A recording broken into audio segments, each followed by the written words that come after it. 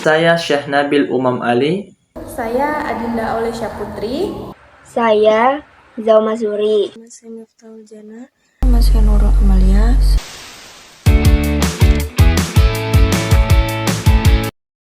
Baik, di sini saya akan menjelaskan tentang hadis dari segi kuantitas dan hadis mutawatir. Hadis dari segi kuantitas adalah penggolongan hadis berdasarkan banyak atau sedikitnya jumlah perawi atau orang yang meriwayatkan hadis pada setiap tingkatan sanad, mulai dari sahabat hingga perawi terakhirnya. Selanjutnya, saya akan menjelaskan tentang hadis mutawatir. Menurut bahasa, mutawatir berbentuk isim fa'il musyitak dari kata tawatur yang artinya berturut-turut atau berurutan. Selanjutnya, menurut istilah, hadis mutawatir adalah hadis yang diriwayatkan sejumlah orang yang menurut adat kebiasaan. Syarat-syarat hadis mutawatir. Yang pertama, hadis diperoleh dari Nabi atas dasar panca indera yang yakin. Maksudnya bahwa perawi ketika memperoleh hadis dari Nabi harus benar-benar dari pendengaran dan penglihatan sendiri. Yang kedua, diriwayatkan oleh sejumlah besar perawi dan bersepakat untuk tidak berdusta.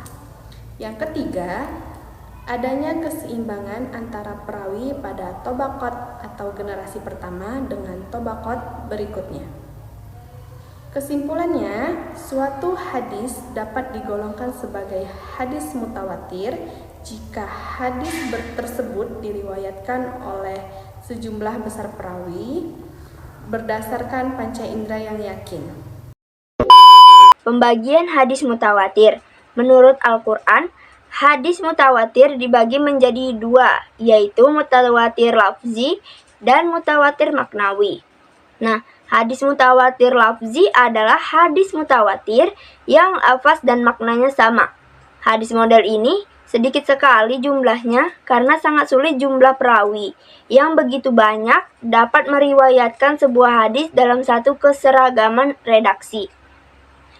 Sedangkan mutawatir maknawi adalah hadis mutawatir yang maknanya sama akan tetapi redaksinya berbeda. Kedudukan hadis mutawatir.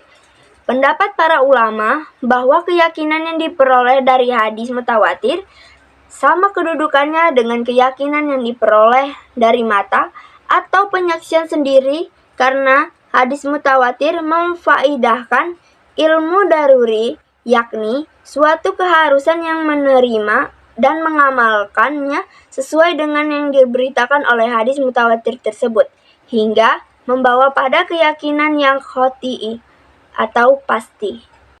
Hadis ahad. 1. Pengertian hadis ahad.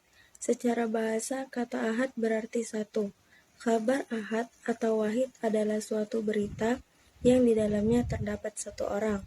Ulama ahli hadis menyebutkan bahwa hadis ahad adalah hadis yang para perawinya tidak mencapai jumlah perawi hadis mutawatir, baik rawinya itu 1, 2, 3, dan seterusnya. Tetapi keadaan jumlah perawi tersebut dari perawi pertama sampai perawi terakhir. Yang kedua, pembagian hadis ahad. Hadis ahad dibagi menjadi dua, yaitu hadis masyhur dan hadis ghairu masyhur. 1.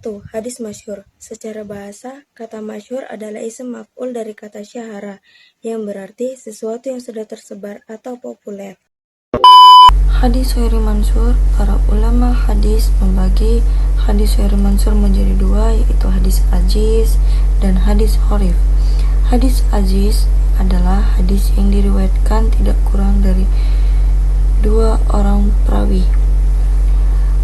Sedangkan hadis gharib secara bahasa berarti menyendiri, asing, jauh, atau terpisah.